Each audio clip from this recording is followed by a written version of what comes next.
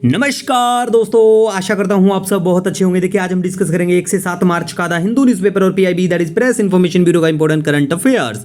तो लीजिए guys start करते हैं। सबसे पहले पीआईबी की बात करें तो देखिए नेशनल मिनरल डेवलपमेंट कॉर्पोरेशन चर्चा में है। बिल्कुल, इसे फाउंड किया था 1958 में। डेट चाहे ना याद रहे लेकिन ये जरूर पता होना चाहिए कि ये देश का लार्जेस्ट आयरन और प्रोड्यूसर है अंडर मिनिस्ट्री ऑफ स्टील, और रिसेंटली इसे मिला फर्स्ट प्राइज इन द इस्पात राजभाषा अवार्ड 2018, 19 और 20, 21 के लिए। नेक्स्ट बात करें हंसा एनजी के बारे में। ये इंडिया का फर्स्ट इंडिजिनस फ्लाइंग ट्रेनर।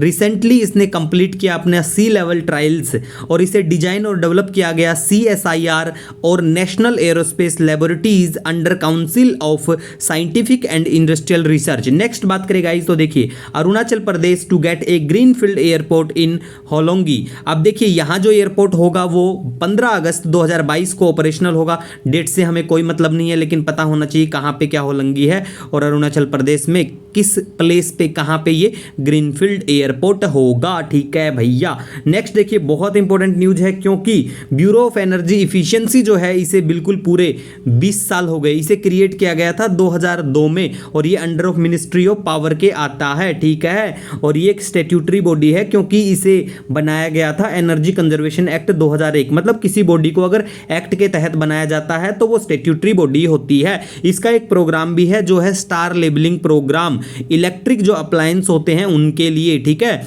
जैसे कि LED लैंप हुआ, माइक्रोवेव ओवन, एयर कंप्रेशर हुआ। ठीक है, डीजल जनरेटर सेट जो होते हैं वो भी आते हैं इसी में। ठीक है, तो इस प्रोग्राम के बारे में बात करें तो ये प्रोग्राम प्रोवाइड करवाएगा information on the energy consumption of product and devices using different standardize method. ठीक है गाइज। नेक्स्ट बात करें तो देखिए डेमोक्रेसी रिपोर्ट 2022।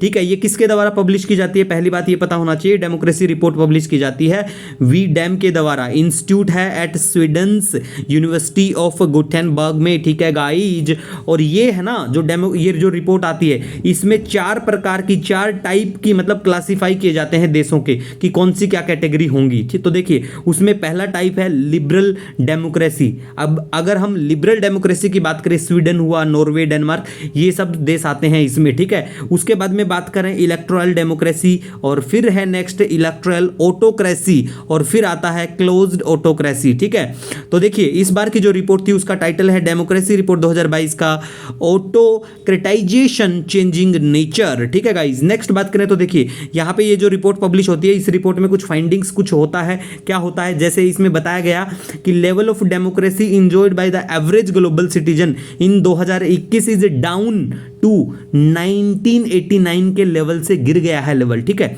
उसके बाद में बात करें India is one of the top 10 autocratizer in the world. ठीक है, चिंता वाली बात कोई नहीं है क्योंकि सबको पता है ये लास्ट ईयर भी ऐसा ही हुआ था। ठीक है, इंडिया की जो रैंकिंग है 93rd आउट ऑफ 179 कंट्रीज। लेकिन सबसे खास बात यह है कि जिनके घर में पत्थर भी खाने को नहीं, अब समझ जाओ पत्थर नसीब जिसको नहीं है उसको क्या नसीब होगा, तो उनकी रैंकिंग जो है वो प्यारे भारत से अच्छी रैंकिंग है, जैसे कि श्रीलंका है, भूटान है, नेपाल है, पाकिस्तान है। ठीक है, नेक्स्ट बात करेगा इस तो देखिए ब्रह्मोस मिसाइल काफी चर्चा में रही है, 1000 बार हमने भी बहुत बार डिस्कस किया हुआ है। ठीक है, तो देखिए अगर ब्रह्मोस मिसाइल के बारे में बात करें, इंडियन नेवी ने सक्सेसफुली टेस्ट फायर किया Naval variant of this BrahMos missile. ठीक है, इसे देखिए ज्वाइंटली डेवलप किया गया था इंडिया और रशिया के द्वारा, और इसका जो ब्रह्मोस जो ये नाम है ये कहाँ से आता है? 2 रिवर से। कौन कौन सी रिवर? ब्रह्मपुत्र रिवर भारत की है और मॉस्कवा रिवर जो है वो रशिया की है। नेक्स्ट बात करें, it is world's fastest anti ship cruise missile in operation जो करंटली है। ठीक है, दूसरा देखिए 2016 में इंडिया बना था क्या? MTCR missile technology control regime जो है उसका मेंबर प्यारा भारत बना था 2016 में, और भारत और रशिया की अब मिलके प्लानिंग है कि हम डेवलप करेंगे। इसकी जो रेंज है मिसाइल की वो 800 किलोमीटर से भी ज़्यादा की कर देंगे। ठीक है, और देखिए अभी के लिए एक्सटेंडेड रेंज की अगर हम बात करें 350 से 400 किलोमीटर, और इसे लॉन्च किया जा सकता है सबमरीन से भी, शिप से भी, एयरक्राफ्ट से भी और लैंड से भी। ठीक है गाइज।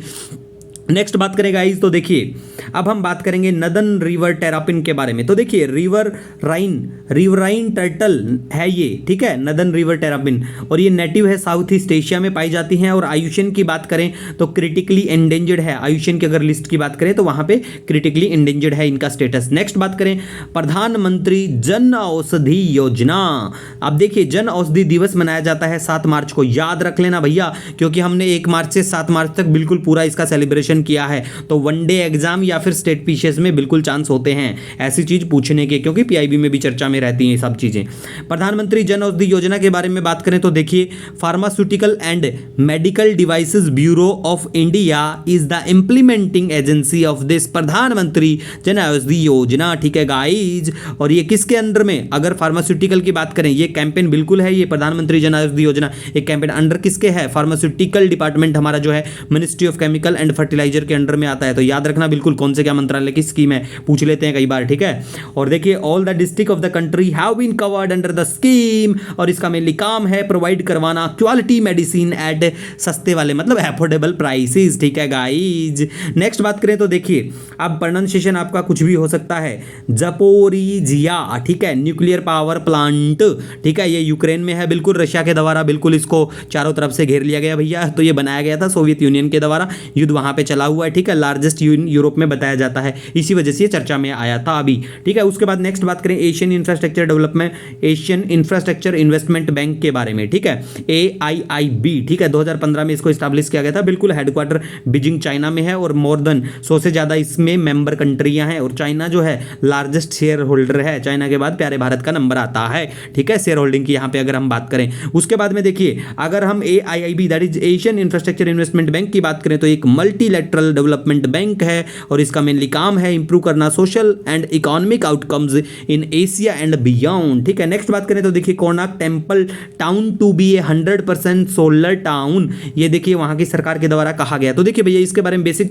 चीजें अगर हम बात करें कोणार्क टेम्पल के बारे में, तो इसे बनाया गया था किंग नरसिम्हा के द्वारा, और यूनेस्को वर्ल्ड हेरिटेज साइट 1984 में भी इंक्लूड कर दिया गया था, मतलब यूनेस्को की वर्ल्ड हेरिटेज साइट जो है उसकी लिस्ट में इसको इंक्लूड कर दिया गया था। और इसका डार्क कलर होने की वजह से इसे ब्लैक पगोडा भी कहा जाता है। व्हाइट पगोडा किसे कहा जाता है, जगन्नाथ वाले मंदिर को, ठीक है।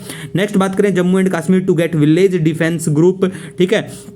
नेक्स्ट बात करें तो देखिए सिम्बा बिल्कुल चर्चा में है। सिम्बा क्या है, देखिए सिम्बा एक सॉफ्टवेयर है with intelligence marking based identification of Asiatic lines के आइडेंटिफिकेशन करने के लिए इसे डेवलप किया गया गुजरात फॉरेस्ट डिपार्टमेंट के द्वारा, याद रखना ये क्या कुछ है। उसके बाद में देखिए इंडिया का फर्स्ट दुगोंग रिजर्व इन पाक बे में होगा, तमिलनाडु के वहाँ पे बिल्कुल पड़ता है भैया। और दुगोंग की बात करें इन्हें सीकाऊ भी कहा जाता है। आयुष्यन की अगर स्टेटस की बात करें वल्नरेबल स्टेटस है बिल्कुल, और दुगोंग या सीकाऊ इसे कहा जाता है, ठीक है। ये स्टेट एनिमल है बिल्कुल अंडमान एंड निकोबार आइलैंड का। नेक्स्ट बात करें हमारा इंटरनेशनल एटॉमिक एनर्जी एजेंसी भी बिल्कुल चर्चा में है। तो देखिए इसे सेटअप किया गया था as a world's atom for peace organisation in 1957 में, ठीक है गाइज।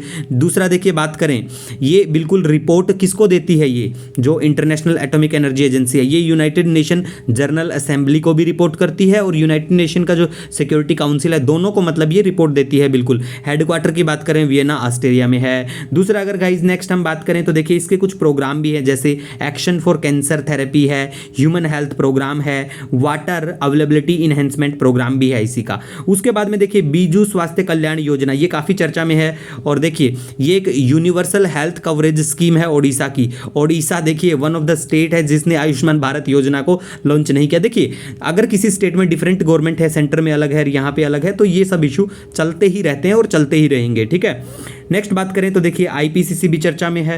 तो देखिए ये एक इंटर गवर्नमेंटल बॉडी है यूनाइटेड नेशन की, इसे इस्टेब्लिश किया गया था 1988 में, किसके द्वारा, वर्ल्ड मेट्रोलॉजिकल ऑर्गेनाइजेशन और यूनाइटेड नेशन एनवायरनमेंट प्रोग्राम के द्वारा। इसके हेडक्वार्टर की बात करें जिनेवा स्विट्जरलैंड में है। इसी के साथ भैया देखिए अगर हम बीजू स्वास्थ्य कल्याण योजना का अगर देखिए कंपेरिजन की बात करें ना, तो देखिए हमारा जो आयुष्मान भारत योजना है उसके तहत कितना कवर मिलता है, 5 लाख ईयर मिलता है। लेकिन ये जो बीजू स्वास्थ्य कल्याण योजना है इसमें ये 10 लाख लाख तक भी जाता है अगर वुमेन्स की स्पेशली बात करें। इसी के साथ देखिए गाइस, अगर आपका कोई सजेशन कोई सुझाव है, नो डाउट आप मुझे कमेंट या मेल कर सकते हैं। और देखिए हम मिलेंगे कल, मतलब कि 10 मार्च को 7 बजे इवनिंग में, ठीक है, लाइव होंगे टेलीग्राम चैनल से। तो देखिए अगर आपका कोई इश्यू है, कोई सजेशन, बिल्कुल आप हमसे साझा कर सकते हैं। मिलेंगे एक नए वीडियो लेक्चर के साथ, तब तक के लिए हैव ए ऑसम डे।